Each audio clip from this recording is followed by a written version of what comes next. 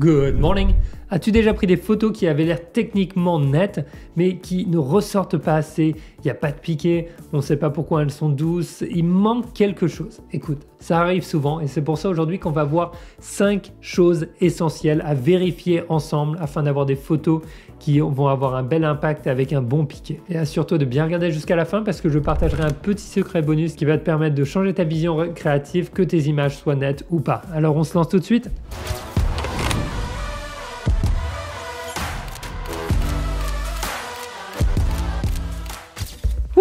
Gros sujet, la netteté dans nos images, le piqué, la perception. Alors, la première chose qu'il faut comprendre, c'est qu'il y a deux choses à savoir. Il va y avoir la netteté de notre image et il va y avoir notre perception de la netteté de l'image. Il faut comprendre que ce sont deux choses différentes. Et afin d'avoir ce rendu crisp dans notre image, on a plusieurs points à voir ensemble parce que ce n'est pas tout le temps évident. Et il y a certaines choses et situations qui détruisent cet aspect dans nos photos, même avec le meilleur matériel. La première chose qu'il faut savoir au niveau de la netteté, c'est que plus tu vas shooter avec des ISO élevés et plus tu vas perdre en micro-contraste. Le micro-contraste est la capacité à rendre les subtiles différences tonales entre les détails adjacents dans une image. Pour avoir un bon piqué dans une image, il faut tout d'abord avoir une bonne résolution et un beau micro-contraste. Et le piqué est finalement cette combinaison des deux. Ce qu'il se passe, c'est que lorsque l'on commence à shooter avec des ISO plus élevés, on perd en micro-contraste et du coup, on se retrouve avec pas mal de bruit et on perd tout de suite dans ces micro-détails. Regarde dans ces images, tout de suite, si l'on zoome, entre les portraits qui ont été prêts à ISO 10 000 et ceux qui ont été prêts à ISO 100. Là, on voit bien le micro-contraste qui est perdu un petit peu dans ce portrait parce qu'on est à ISO 10 000 en fait. Et du coup, dans les cheveux, regarde, tu vois, on a des petits artefacts, on a les petites couleurs. On perd un petit peu tous ces détails. Alors, c'est pas la fin du monde, mais si tu compares ça avec ce portrait, regarde les cheveux, on a une expérience qui est complètement différente. On a beaucoup plus de détails qui vraiment ressort bien. Et plus tu fais monter tes ISO, et moins tu vas le percevoir. Ce qu'il faut comprendre, c'est qu'avec un bon piqué, lorsque le micro-contraste est bon, tu vas avoir un aspect tridimensionnel lorsque tu regardes l'image. Tu as comme l'impression que c'est exactement comme tu le vois avec tes vrais yeux. Tu as deux aspects importants à garder en tête. Tu vas avoir l'objectif et tu vas avoir tes ISO qui vont vite dégrader, et je dirais même plus aussi le capteur de l'appareil qui vont vite dégrader en fait tous ces détails. Donc la première chose à faire attention et à garder en tête, c'est d'essayer de shooter avec les ISO le plus bas possible quand on le peut, afin de garder le plus de ces détails fins dans notre image. Et si tu entends souvent des photographes parler de différents objectifs et pourquoi ils en préfèrent un par rapport à l'autre, des fois on parle en termes de celui-là, je sais pas, il a quelque chose, il a du charme, il a quelque chose, et généralement ça fait référence à ce piqué et à ce micro-contraste. C'est vraiment lié à chaque objectif et à chaque appareil photo. Maintenant, passons à la deuxième chose à vérifier qui va être le contraste. Pourquoi le contraste? Parce que la netteté devient invisible lorsque l'on perd le contraste. Et ça paraît plutôt logique. Si tu penses à un mur blanc avec un élément noir, tu le ressors très facilement et il va l'impression de ressortir. Alors que si c'est un objet noir avec un mur noir, tu ne le verras quasiment pas. Ou alors il va falloir l'éclairer d'une certaine manière, mais ce sera jamais aussi simple à voir et aussi prominent que du noir sur du blanc. Cette netteté perçue se base donc sur ce contraste, c'est-à-dire la différence entre le clair et l'obscur dans l'image, et aussi parfois sur la différence entre deux textures différentes qui vont permettre de mettre quelque chose en avant. Je te montre tout de suite avec des exemples concrets sur des animaux et sur des portraits. Ici, on voit bien que les deux animaux ressortent différemment, c'est-à-dire que l'animal à gauche, la hyène, va ressortir plus difficilement de son arrière-plan que à droite notre oiseau. Et du coup, la perception de netteté va être différente entre les deux. On va avoir l'impression de loin que la photo à droite est beaucoup plus nette qu'à gauche, alors qu'elles sont aussi nettes l'une que l'autre. Mais ce qui nous permet d'avoir l'impression que l'image de droite est plus nette est simplement le fait qu'il y a un gros contraste avec l'arrière-plan. Quelques autres exemples avec ce portrait. On voit l'arrière-plan est très sombre, le sujet est net, mais avec une couleur tellement contrastant l'arrière-plan et une lumière qui contraste l'arrière-plan qu'elle ressort énormément et qu'on a l'impression que cette photo est extrêmement nette. Un exemple maintenant, inverse, où justement, alors c'est encore une fois net, mais notre petit oiseau qui est là, et ben en fait, oui il est net, mais on le voit pas beaucoup parce qu'il se fond dans l'arrière-plan et du coup on n'a pas l'impression que cette photo elle soit très crisp et qu'elle ressorte. Si tu compares par exemple ces 4 oiseaux, tu vas encore voir que à partir du moment où ton oiseau il va ressortir de l'arrière-plan, il se détache beaucoup. En fait, on va avoir l'impression que notre image est beaucoup plus nette. Donc cette image pour moi a l'air un peu plus nette que celle-là, alors que en vérité, les contours sont autant définis sur l'un que sur l'autre, mais va être ce contraste et cette différence de ton qui va faire que notre expérience va être différente. Donc on voit bien entre ces deux portraits la différence dans la perception de l'image qu'on va avoir entre celui qui a une lumière douce et celui qui a une lumière directe, très contrastée. Et pour moi, cette image à droite a l'air plus crisp, a l'air plus nette que celle-là, alors que en théorie, techniquement parlant, elles sont pareilles, mais lorsque l'on la regarde, vraiment, on sent, personnellement, je sens vraiment une différence. On va en reparler sur la fin aussi de pourquoi ici c'est soft et qu'on perd du contraste aussi.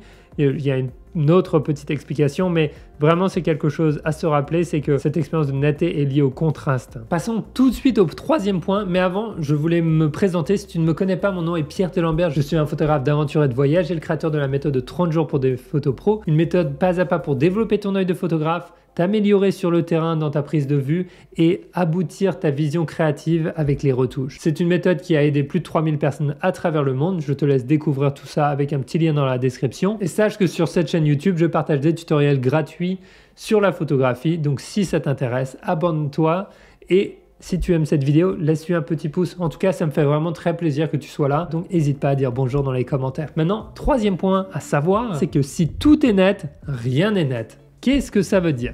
Simplement que si je prends une image par exemple dans la rue et que tout est net, on va avoir du mal à savoir, notre œil va être perdu. Il va regarder partout et il ne va pas savoir où est-ce qu'il va devoir regarder en premier ou sur quoi il va devoir se concentrer. Donc notre sujet ne va pas vraiment ressortir et malgré le fait que notre image sera nette techniquement et qu'il y aura plein de choses nettes, en fait, on n'aura pas l'impression d'avoir une image vraiment crisp qui ressort bien. Pour montrer que quand tout est net, en fait, on a du mal à percevoir les choses, regardons ces deux photos. Il y en a une où il y a juste un petit élément qui est en focus et là, il y a beaucoup plus de choses qui sont nettes. Et le problème, c'est que, alors oui, ça va être net. Le problème, c'est qu'il nous faut une certaine hiérarchie visuelle pour réussir à déterminer quel élément ressort le plus et est finalement net ou pas net. D'accord? C'est-à-dire que là, écoute, c'est net, d'accord, techniquement, mais visuellement, notre expérience encore de l'image est complètement différente de celle-là, qui pour moi fait ressortir le sujet 2 fois plus si on considère que cette petite branche est notre sujet. Donc, sois vraiment intentionnel dans ce que tu veux mettre en avant dans une image et ne t'amuse pas à avoir tout de net, sauf si tu as la capacité à faire ressortir ton sujet d'une autre manière. Maintenant, quatrième point important, s'assurer que cette mise au point est au bon endroit. On peut avoir une image nette, sauf que si notre bout du nez il est net au lieu d'avoir l'iris ou alors c'est l'oreille qui est nette, notre portrait va avoir un impact complètement différent. Regarde tout de suite avec moi sur ces photos. Un exemple de focus qui peut être juste un tout petit peu loupé, si on zoome, en fait, on remarque que les yeux sont un petit peu moins nets que la bouche. Donc ça veut dire qu'on a un focus qui est fait plus, tu vois, de ce côté-là, à cette profondeur dans l'image plutôt qu'à celle-là. Alors, sur une image comme ça ne va pas avoir un énorme impact, mais si tu prends un portrait un peu plus serré, en fait, tu vas vite voir la différence, comme ici, où, tac, le focus, il est là, au lieu d'être ici. Et là, il est sur la glace, au lieu d'être là.